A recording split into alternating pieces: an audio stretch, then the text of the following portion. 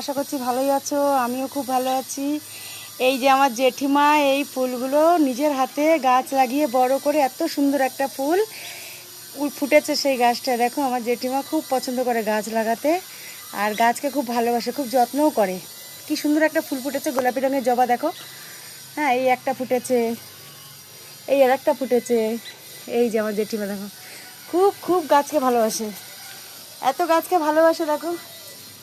এই যে গোলাপগুলো কি সুন্দর ফুটে আছে। এখন তো আমার দাদাটা এরকম হয়ে যাওয়ার পর থেকে একটু জেঠিমা ভেঙে পড়েছে, গাছের সেরকম যত্ন নেওয়া হচ্ছে না।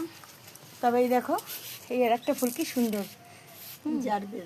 জারবেরা বলে। আমার জেঠিমা বললো এটার নাম হচ্ছে, এই ফুলটার নাম হচ্ছে জারবেরা। কি সুন্দর ফুলটা লাগছে না?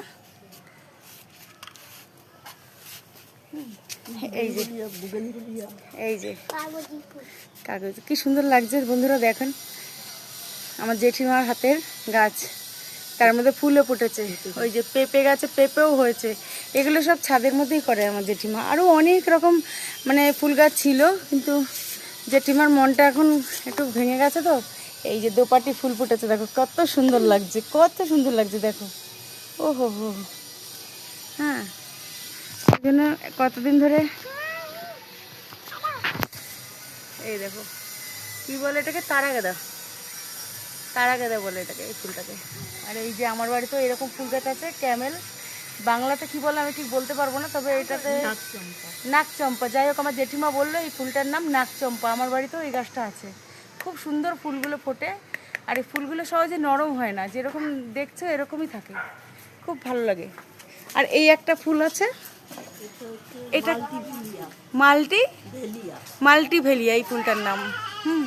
আমার জেঠিমা বললো মাল্টিভেলিয়া এই ফুলটার নাম, তবে আমি তো জানি না, আমার জেঠিমা বলে দিল তাই আমি বললাম।